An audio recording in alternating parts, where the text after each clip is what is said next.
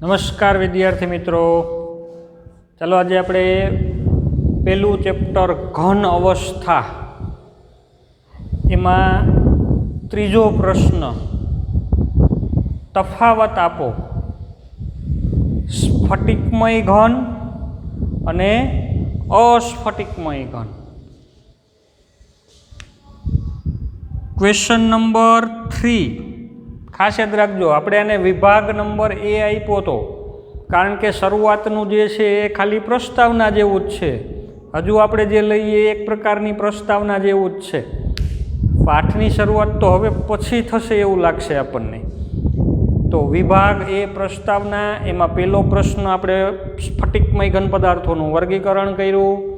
પ્રશ્ન નંબર 2 એમાં કેટલાક પદાર્થોની ભૌમિતિક રચનાઓ જોઈ, ક્વાર્ટઝ કાચ, ગ્રેફાઇટ, હીરો વગેરે. હવે આજે આપણે જે સ્ફટિકમય ઘન પદાર્થ છે અને અસ્ફટિકમય ઘન પદાર્થ છે એમની વચ્ચેના મુખ્ય એવા તફાવત શું છે એની થોડીક વિગતે ચર્ચા કરીએ. તો અગત્યનો એવો ટોપિક કહી શકાય, એકાદ બે MCQ એમાંથી આવી શકે, એટલે થોડુંક ધ્યાન આપીને સમજજો. આપણે અહીં તફાવતના રૂપમાં બંનેને નોંધો છે એ કરતા જઈએ. અહીં લખીએ આપણે સ્ફટિકમય ઘન પદાર્થ, અહીં લખીએ અસ્ફટિકમય ઘન પદાર્થ, અને અહીં કયા ગુણધર્મોમાં તફાવત જોવા મળે છે એ ગુણધર્મોની નોંધ છે એ કરીએ.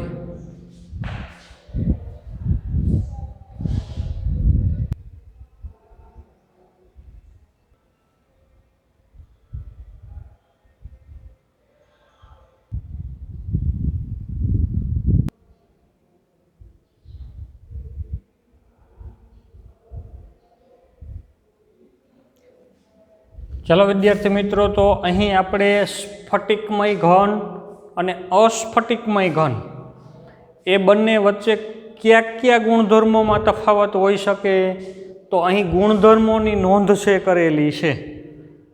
આકાર, બંનેના ઘટક કણોની ગોઠવણીનો જે આકાર હોય છે એમાં શું તફાવત હોય, ગલન બિંદુ એમાં શું તફાવત હોય, ગલન ઉષ્મા અથવા તો એને કહેવાય ગલન એન્થાલ્પી એમાં શું તફાવત બંનેમાં હશે, ચિરાડ ગુણધર્મ એ આપણે સમજીએ. પછી વિષમદૈશિકતા એમાં બંનેમાં શું તફાવત આવશે, સ્વભાવે કેવા પદાર્થો છે એ જોઈએ.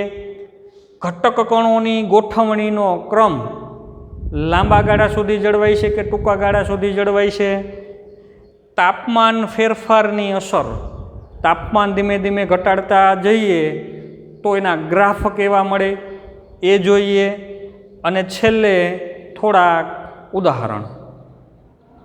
બરાબર, તો 9 તફાવતના મુદ્દા છે એ આપવા છે. ફરીથી એકવાર જોઈ લો કયા 9 છે.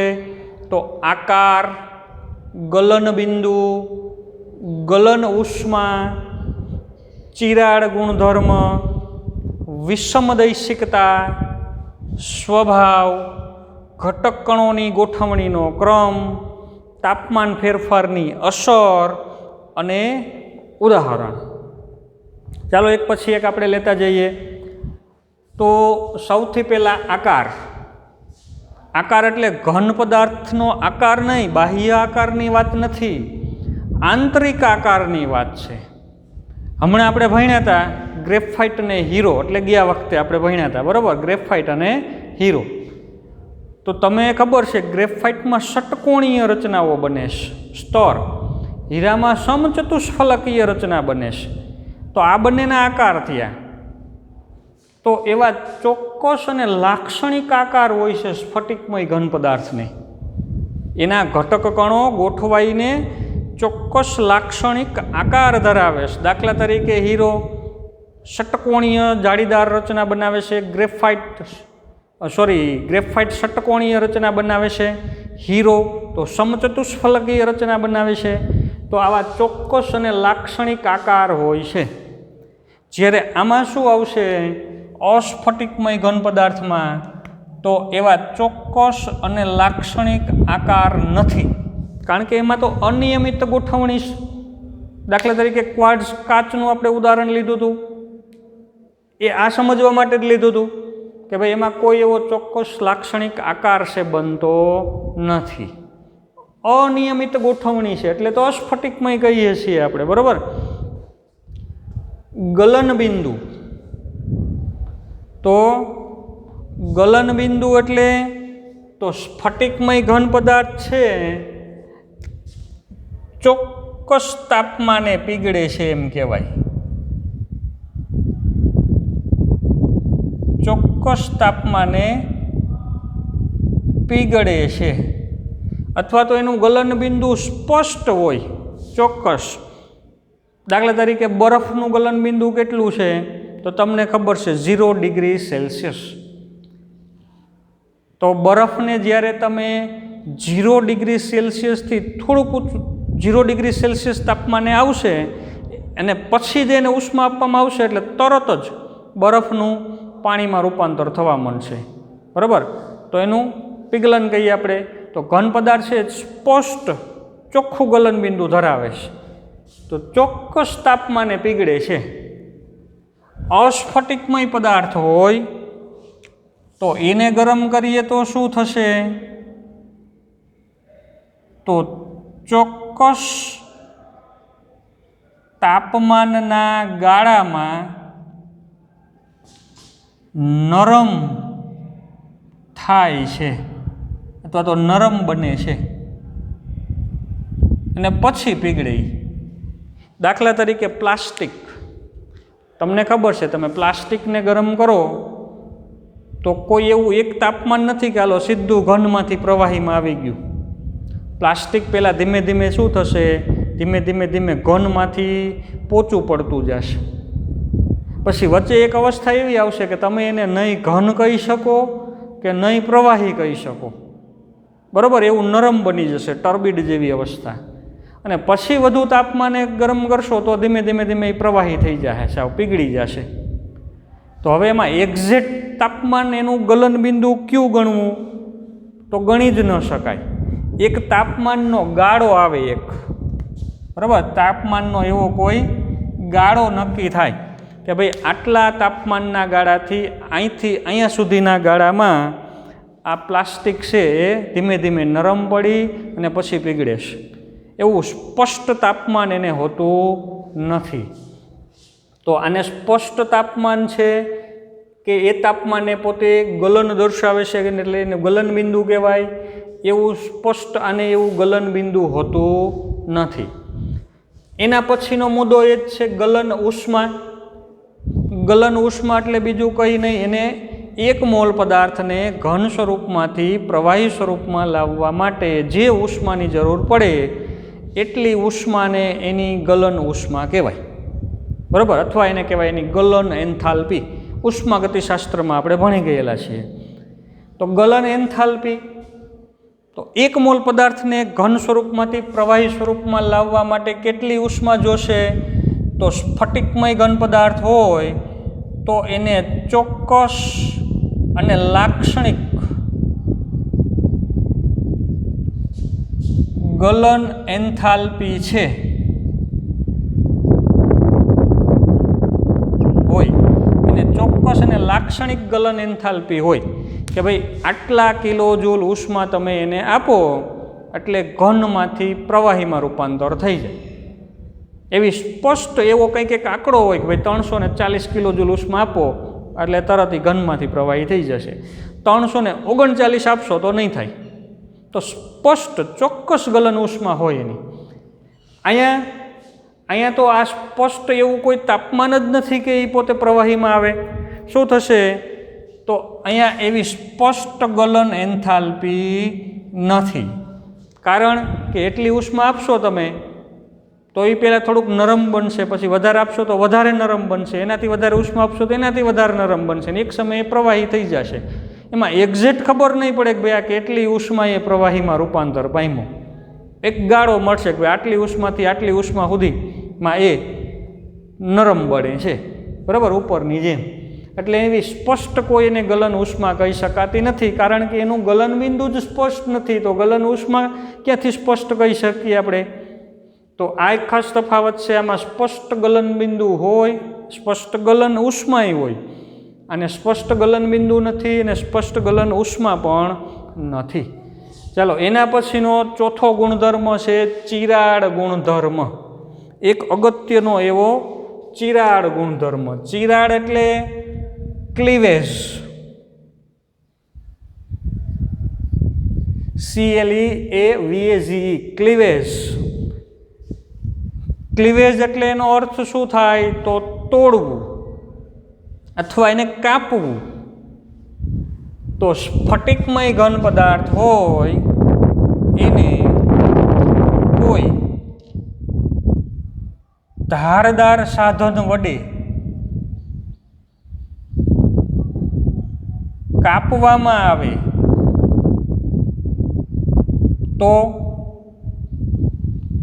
મળતી સપાટી એકદમ સુવાળી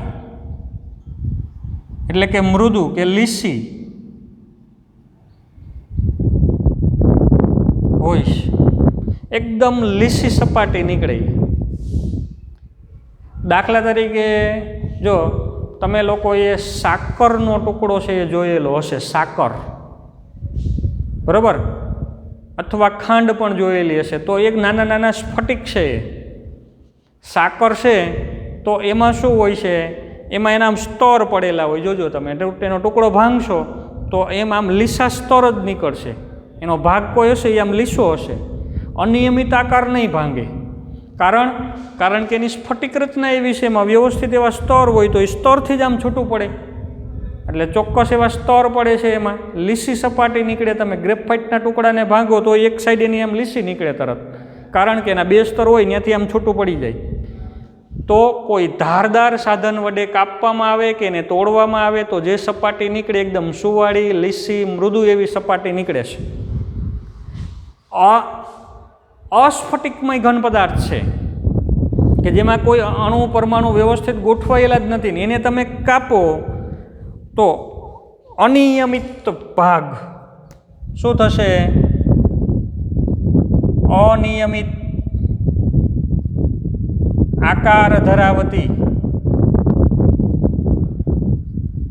સપાટીમાં વિભાજન પામે. એની જે સપાટી નીકળે એના કટકા જે થાય બે, એનો આકાર અનિયમિત હોય. દાખલા તરીકે તમને ખબર છે ચોક, આપણે ચોક બ્લેકબોર્ડમાં લખવા માટે જે ચોકનો ઉપયોગ કરતા હોય એને આમ તોડી તો એનો ભાગ આમ લીસો ન નીકળે. એ તો ગમે એવો વાંકા ચોખ્ખો ભાગ છે એ નીકળે, ખરબચડો ભાગ, બરાબર. અનિયમિત આકાર ધરાવતી એની સપાટી નીકળે છે, કારણ કે ગોઠવણી જ અનિયમિત થયેલી છે તો અનિયમિત રીતે જ તૂટવાનું છે. તો આમાં લીસી સપાટીમાં બે ભાગ થાય, આમાં અનિયમિત આકાર ધરાવતી સપાટીમાં બે ભાગ થાય છે. ચાલો, એના પછીનો અગત્યનો એક ગુણધર્મ છે વિષમદૈશિકતા, એનિસોટ્રોપી. વિષમદૈશિકતા તો આ જે સ્ફટિકમય ઘન પદાર્થો છે એ સ્વભાવે વિષમદૈશિક છે. કેવા છે? તો વિષમદૈશિક, એને કહેવાય એનિસોટ્રોપિક. એનિસોટ્રોપિક. હલો, આ પદાર્થો છે ને એ વિષમદૈશિક છે. અસ્ફટિકમય ઘન પદાર્થ તો એ સમદૈશિક છે. સમદૈશિક એટલે કે આઇસોટ્રોપિક.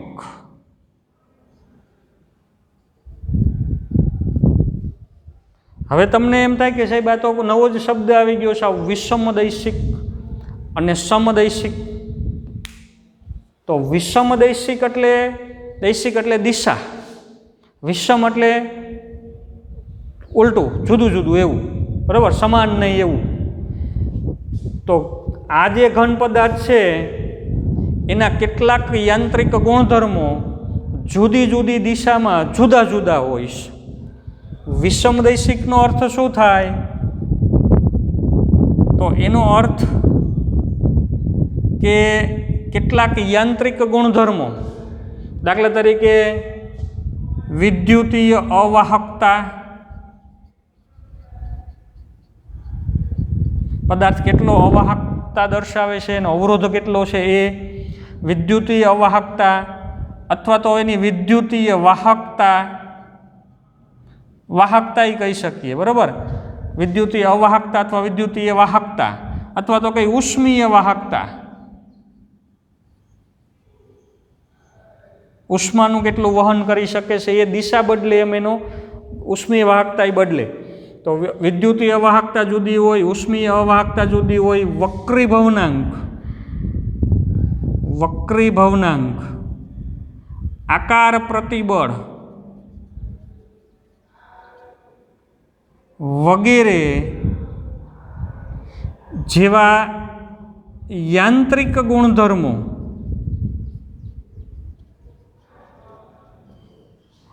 જુદી જુદી દિશામાં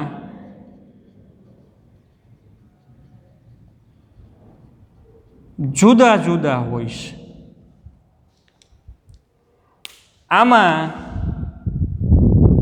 આવા બધા યાંત્રિક ગુણધર્મો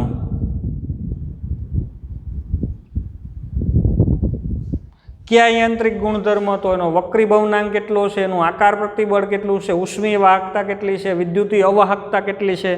આવા બધા યાંત્રિક ગુણધર્મો બધી જ દિશામાં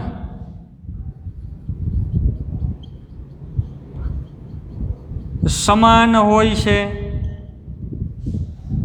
હવે સમજાવું જો તમને એક ઉદાહરણ લઈને.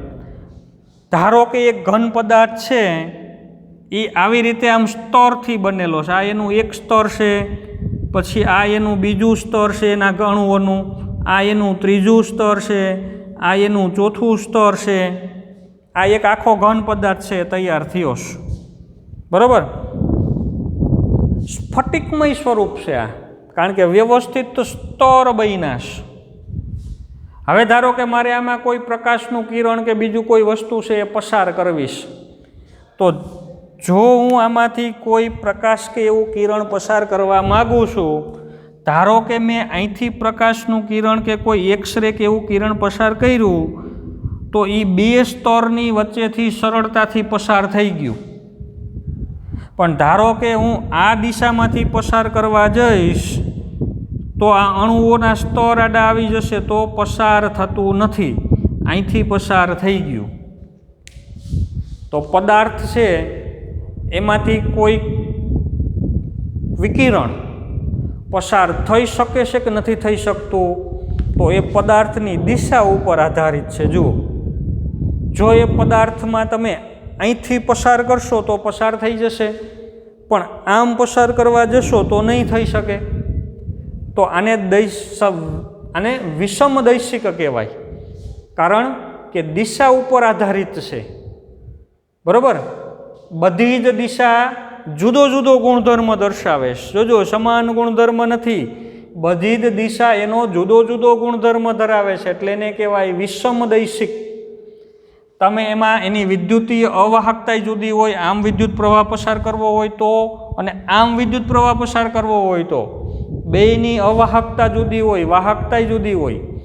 ઉષ્માનું વહન પણ એ જુદી જુદી રીતે કરી શકે. આમ ઉષ્માનું વહન કદાચ સરળતાથી કરી શકે, આમ ઉષ્માનું વહન કદાચ સરળતાથી ન કરી શકે, એવું બને.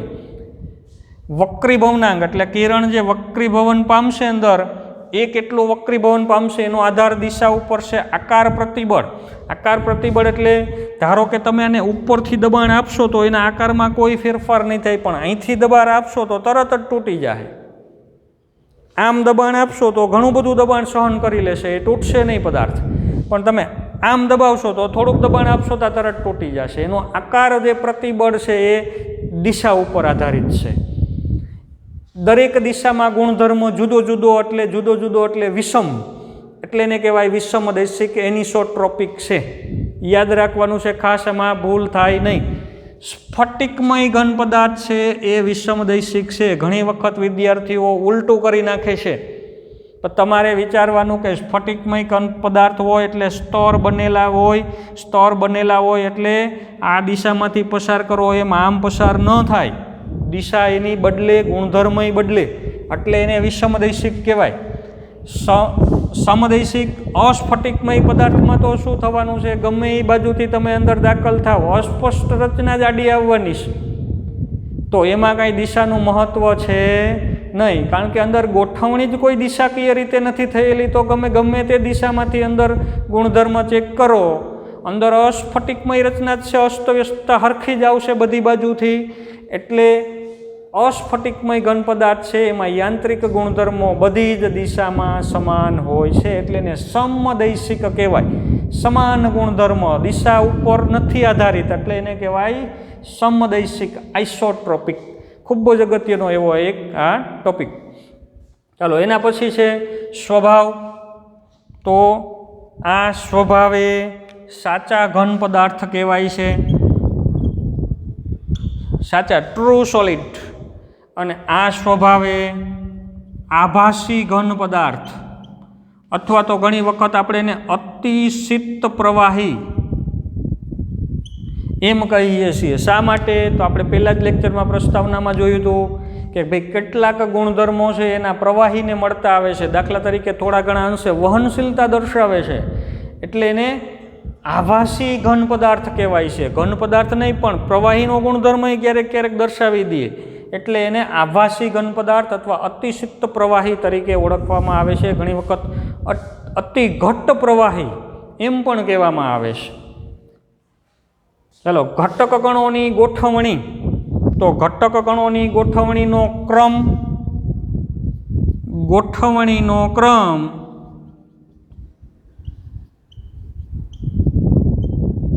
લાંબા ગાળા સુધી જળવાઈશ એમ લખીએ.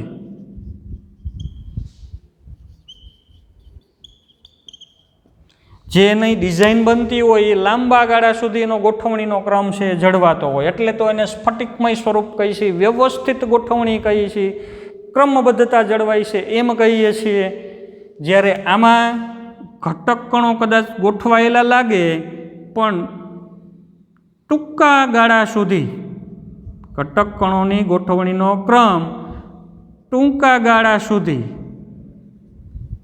જ હોય છે, અથવા તો ઘણી વખત હોતું જ નથી, અસ્તવ્યસ્તતા જ આવી જાય સીધી. અને હોય તો એ બહુ ટૂંકા ગાળા સુધી ક્રમ હોય વ્યવસ્થિત, પછી અસ્તવ્યસ્તતા મંડે આવવા. ચાલો, તો આ થઈ ઘટક કણોની ગોઠવણીનો ક્રમ. હવે એના પછી એક સૌથી અગત્યનો પોઈન્ટ છે તાપમાનના ફેરફારની અસર. તો તાપમાનના ફેરફારની શું અસર થશે? તો ધારો કે કોઈ પ્રવાહી છે ગરમ કરેલું, એને ધીમે ધીમે તમે ઠંડુ પાડો. દાખલા તરીકે પાણીની જ વાત કરું કે પાણી છે ઊંચું તાપમાન 100 ડિગ્રી સેલ્સિયસ પ્રવાહી સ્વરૂપમાં છે. પછી જેમ તમે એનું તાપમાન ઘટાડતા જાઓ ધીમે, બરાબર, ફ્રીજમાં મૂકી દીધું. જો અહીં ગ્રાફ દોરું છું એક સમજવા માટે. અહીંયા 100 ડિગ્રી સેલ્સિયસ એનું તાપમાન છે, 100 ડિગ્રી સેલ્સિયસ. અને અહીંયા લઈએ આપણે સમય. તો જેમ પાણીનું તાપમાન ઘટતું જશે, સમય પસાર થતો જશે, એમ તાપમાન છે એ ઘટતું જશે. એક સમય એવો આવશે કે 0 ડિગ્રી સેલ્સિયસ પહોંચશે ને એટલે બરફ બનવાનું ચાલુ થઈ જશે. બધાય બરફનું, પાણીનું એકારે બરફ બની જશે તો ના, ધીમે બરફ બનતો જશે. પણ જ્યાં સુધી બરફ બનશે ત્યાં સુધી ગ્રાફ એમનામ જ રહેશે, 0 ડિગ્રી સેલ્સિયસ જ રહેશે. અહીંયા કેટલું તાપમાન રહેશે? 0 ડિગ્રી સેલ્સિયસ. ધારો કે 1 કલાક થઈ બધોય બરફ બનતા, તો 1 કલાક સુધી એનું તાપમાન 0 ડિગ્રી સેલ્સિયસ જ રહેશે. પછી બધોય બરફ થઈ જશે, પછી તાપમાન એનું 0થી નીચે જશે, આમ આવશે આમ. પછી તાપમાન પાછું થોડુંક ઘટશે ને પછી આમ થઈ જશે. તો એનો ગ્રાફ આવો મળે, જોજો, બરાબર. ગ્રાફ અહીંયા દોરું તો આમ ગ્રાફ છે એ ઘટતો જાય, પછી અચળ રહે, પછી પાછો થોડોક ઘટે. તો આવો ગ્રાફ મળે છે, એટલે કે વક્ર મળતો નથી. કોનો ગ્રાફ? અહીંયા છે તાપમાન, અહીંયા છે સમય, તો તાપમાન એટલે ટી. પહેલાં તો આ કહી દઉં કે આ જે ગાળો આટલો બન્યો આટલો એ સ્ફટિકીકરણ થયું કહેવાય. આ સમય દરમિયાન શું થાય છે તો સ્ફટિકીકરણ થાય છે. ચોક્કસ તાપમાને સ્ફટિકીકરણ થાય. એના માટે આપણે લખીએ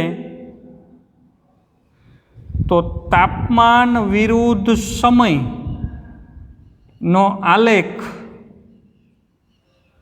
વક્ર મળતો નથી. ચાલો, તાપમાન વિરુદ્ધ સમયનો જે આલેખ છે એ વક્ર મળતો નથી. આવી રીતનો આવે, પછી સ્ફટિકીકરણ થાય, પછી પાછું તાપમાન ઘટે, તો વક્ર નથી મળતો. આને એમ કહેવાય કે ચોક્કસ તાપમાને સ્ફટિકીકરણ થાય છે. દાખલા કે બરફ હોય તો 0 ડિગ્રી સેલ્સિયસ તાપમાને જે પ્રવાહીમાંથી ઘન સ્વરૂપમાં પાણી છે એ આવશે, તો ચોક્કસ તાપમાને સ્ફટિકીકરણ થાય છે એમ કહેવાય. અથવા એમ કહેવાય કે સ્ફટિકીકરણ દરમિયાન તાપમાન અચળ રહે છે એમ પણ કહેવાય. બે એક જ વસ્તુ. જો ચોક્કસ તાપમાને સ્ફટિકીકરણ થાય છે અથવા તો સ્ફટિકીકરણ થતું હોય ત્યારે તાપમાન ન બદલે, અચળ થઈ જાય એમ. બરાબર? જ્યારે આમાં એવું નથી થતું. આમાં શું થાય છે તો દાખલા તરીકે આ ગ્રાફ છે તો આ જ રીતનું આમ ધીમે ધીમે ધીમે ઘટતો જશે. અહીંયા છે તાપમાન, અહીંયા લઈ સમય, તો તાપમાન વિરુદ્ધ સમયનો આલેખ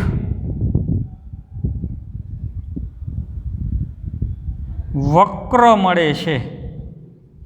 આ ખાસ યાદ રાખવાનું. ખૂબ ઊંચું તાપમાન છે, પ્રવાહી, પછી ધીમે ધીમે ધીમે ધીમે ધીમે ધીમે અહીંથી ધારો કે થોડોક ઘાટો પદાર્થ છે એ બનવાનું ચાલુ થયું. અહીંયા સંપૂર્ણ ઘન પદાર્થ બની ગયો. તો આટલા ગાળા દરમિયાન શું થાય છે તો પદાર્થ ધીમે ધીમે નરમ બને છે અને પછી ઘન સ્વરૂપમાં જાય છે.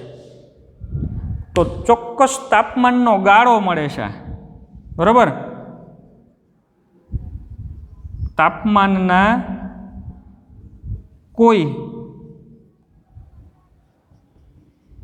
તાપમાનનો કોઈ ગાળો મળે છે. એક્ઝેક્ટ કયા તાપમાને ઘન પદાર્થ બન્યો એ નક્કી થતું નથી.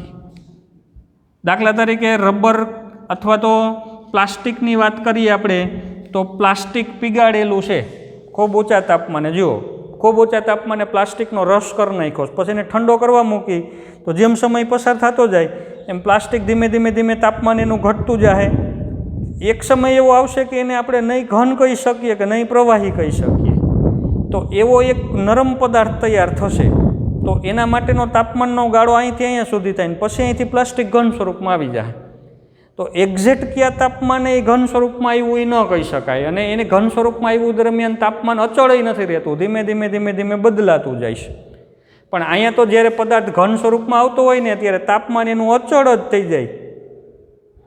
પછી જ કદાચ ઘટવું હોય તો તાપમાન પાછું માઇનસમાં જાય. બરફ માટે વાત કરીએ તો પહેલાં 0 ડિગ્રી સેલ્સિયસ જ રહે, બધોય બરફ ન થાય ત્યાં સુધી, પછી એનું ધીમે ધીમે તાપમાન ઘટે. તો ખાસ યાદ રાખવાનું છે, તાપમાન વિરુદ્ધ સમયનો આલેખ અહીંયા વક્ર નથી, અહીંયા વક્ર છે. આમાં વિદ્યાર્થીઓ ભૂલ કરે છે, ધ્યાન રાખજો. સ્ફટિકમય ઘન પદાર્થમાં વક્ર ન મળે, અસ્ફટિકમય ઘન પદાર્થમાં વક્ર આલેખ મળે. ચાલો, એના પછીનું પોઈન્ટ છે જે એ તો સાવ સરળ છે, ઉદાહરણ. તો ઉદાહરણ માટે તો આપણે ઘણા બધા ઉદાહરણ આપી શકીએ. હમણાં જ આપણે સ્ફટિકમય સ્વરૂપો જોયા હતા એ આપી શકીએ. ક્વાર્ટઝ, પછી ક્વાર્ટઝ કાચ લખવું હોય તો અહીંયા આવશે, કારણ કે એ તો અસ્ફટિકમય સ્વરૂપ છે. હીરો છે, ગ્રેફાઇટ છે, આપણે હમણાં અહીંયા ઉદાહરણ લીધું હતું બરફ. તો આ બધાય સ્ફટિકમય સ્વરૂપ છે પદાર્થોના, બરાબર. એવા તો ઘણા બધા લખી શકાય. આપણે આખું વર્ગીકરણ કર્યું હતું, પહેલો જ પ્રશ્ન સ્ફટિકમય ઘન પદાર્થોનું વર્ગીકરણ, તો એમાં ઘણા બધા લીધા હતા, બરાબર. દાખલા તરીકે સૂકો બરફ લઉં તો એ આવે સ્ફટિકમય આણ્વીય ઘન પદાર્થ. દાખલા તરીકે ઝીંક ઓક્સાઇડ આયનીય ઘન પદાર્થ. દાખલા તરીકે આયર્ન લોખંડનો ટુકડો છે ધાત્વીય ઘન પદાર્થ, એમાં લોખંડના પરમાણુ વ્યવસ્થિત ગોઠવાયેલા હોય, બરાબર. દાખલા તરીકે સિલિકોન કાર્બાઇડ કાર્બોરેન્ડમ, તો જાળીદાર ઘન પદાર્થ. ઘણા બધા ઉદાહરણ લઈ શકો કે જે સ્ફટિકમય રચના દર્શાવે છે. અસ્ફટિકમય ઘન પદાર્થમાં કાચ છે, રબર છે, પ્લાસ્ટિક છે, અને એક ખાસ અસ્ફટિકમય સિલિકોન, 14 નંબરનું જે તત્વ છે સિલિકોન, એની અસ્ફટિકમય અસ્તવ્યસ્ત સિલિકોન ધરાવતું જે એનું સ્વરૂપ છે એ એક અસ્ફટિકમય સિલિકોન કે જે સૌરકોષ માટે ઉપયોગી છે, વપરાય છે. સૌરકોષ એટલે આપણે એને સોલાર સેલ કહીએ, સૂર્યનો પ્રકાશ ઉપરથી જે વીજળી ઉત્પન્ન કરી શકે છે એ. તો સૌરકોષમાં એનો ઉપયોગ થાય છે. કોનો? તો અસ્ફટિકમય સિલિકોન, બરાબર. આ બધા છે કાચ છે, રબર છે, પ્લાસ્ટિક છે વગેરે, અને અસ્ફટિકમય સિલિકોન. તો આ બધા તમારે ઉદાહરણ છે એ અસ્ફટિકમય ઘન પદાર્થોના આપવાના છે. ચાલો વિદ્યાર્થી મિત્રો, તો આ આપણે કેટલાક એવા તફાવતની નોંધ કરેલી છે કે જે સ્પષ્ટ રીતે સ્ફટિકમય ઘન ને અસ્ફટિકમય ઘનને અલગ કરે છે. આકારની બાબતમાં ઘટકકણોનો ગોઠવણીનો આકાર છે એ કેવો છે બંનેનો, ગલન બિંદુ આમાં ચોક્કસ હોય એમાં ચોક્કસ નથી, ગલન ઉષ્મામાં ચોક્કસ હોય એમાં ચોક્કસ નથી હોતી. આને કાપો તો બે ભાગની લીસી સપાટી નીકળે, આમાં ખરબચડી સપાટી નીકળે. આ વિષમદૈશિક છે, ખાસ અગત્યનું આ, બરાબર. આઈએમપી કહી શકાય એવું. આ વિષમદૈશિક છે, બધી દિશાઓમાં ગુણધર્મ જુદો જુદો હોય. આ સમદૈશિક છે, ગુણધર્મ બધી દિશામાં સરખો હોય. પછી સ્વભાવે સાચા ઘન છે ટ્રુ સોલિડ, આ સ્યુડો સોલિડ. ઘટકકણોની ગોઠવણી લાંબા ગાળા સુધી જળવાય, એમાં ટૂંકા ગાળા સુધી જળવાય. અને એક આ મુદ્દો ખાસ અગત્યનો,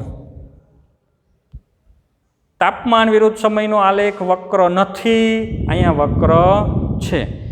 તો વિદ્યાર્થી મિત્રો, આપણે જે આ વિભાગ એ કહેતા હતા પ્રસ્તાવના જેવો જ હતો, ખાલી પાઠ છે ઘન અવસ્થા, એનું એક પ્રસ્તાવના જેવું આ અહીં સુધીના 3 પ્રશ્નો હતા. ચાલો તો હવે નેક્સ્ટ ટાઈમમાં જ્યારે આપણે મળશું ત્યારે પાર્ટ બી ચાલુ કરશું કે જે સ્ફટિકમય રચનાઓ કેમ બને એના તરફ આપણને લઈ જશે. તો આજે આપણે અહીંયા સુધી રાખીએ. Thank you.